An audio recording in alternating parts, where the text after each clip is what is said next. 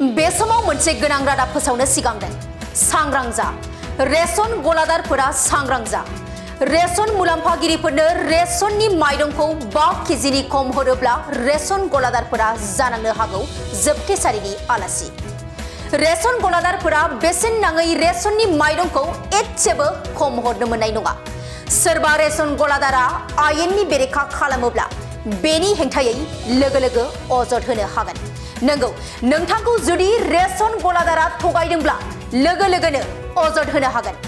Ration गलादारा नोंथांखौ जुदि थगायदोंब्ला माइरंखौ खम हरदोंब्ला बे खेबनिफ्राय नोंथाङा लोगो अजद होनो हागोन। खायसे जायगाफोराव रेशन मुलाम्फागिरिफोरा माइरंखौ 5 केजिनि बाङाय मोननायनि अजद होनायनि रादाब मोननाय जादों। सरकारनि बिथोन बायदियै रेशननि माइरंखौ साफायाव 5 केजि मोनो। नाथाय रेशन गलादारा नोंथांनो जुदि 5 केजियाव फवासेबो खम माइरं हरोब्ला नोंथाङा लोगोनो फुड साप्लाइ डिपार्टमेन्टआव अजद हरनो हागोन। नोंथाङा फुड साप्लाइ डिपार्टमेन्टनि मावख'आव थांनानै अजद हैनो हागोन। बेफोरबादि आयेन बेरेखा खालामनाय गलादारफोरनि हेंथायै गोख्रों आयेननि राहा लागोननि खोथा होदों फुड साप्लाइ डिपार्टमेन्टआ।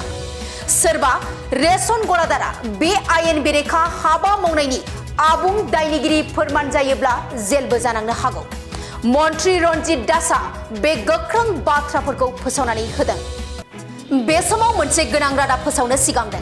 सांग्रां जा, रेशन गलादारफोरा सांग्रां जा। रेशन मुलाम्फागिरिफोरनो रेशननि माइरंखौ 5 केजिनि खम हरोब्ला रेशन गलादारफोरा जानांनो हागौ जोबथेसालिनि आलासि। रेशन गलादारफोरा बेसेन नाङै रेशननि माइरंखौ एसेबो खम हरनो मोननाय नङा।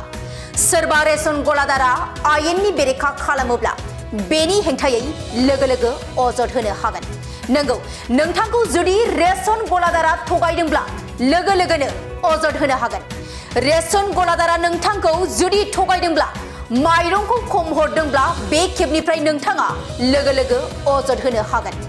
खायसे जायगाफोराव रेशन मुलाम्फागिरिफोरा माइरंखौ 5 केजिनि बाङाय मोननायनि अजद होनायनि रादाब मोननाय जादों। सरकारनि बिथोन बायदियै रेशननि माइरंखौ साफायाव 5 केजि मोनो। नाथाय रेशन गलादारा नोंथांनो जुदि 5 केजियाव फवासेबो खम माइरं हरोब्ला नोंथाङा लोगोनो फुड साप्लाइ डिपार्टमेन्टआव अजद हरनो हागोन। नोंथाङा फुड साप्लाइ डिपार्टमेन्टनि मावख'आव थांनानै अजद हैनो हागोन। बेफोरबादि आयेन बेरेखा खालामनाय गलादारफोरनि हेंथायै गोख्रों आयेननि राहा लागोननि खोथा होदों फुड साप्लाइ डिपार्टमेन्टआ। सोरबा रेशन गलादारा बे आयेन बेरेखा हाबा मावनायनि आबुं दायनिगिरि फोरमान जायोब्ला जेलबो जानांनो हागौ। मन्त्रि रन्जित दासआ बे गोख्रों बाथ्राफोरखौ फोसावनानै होदों।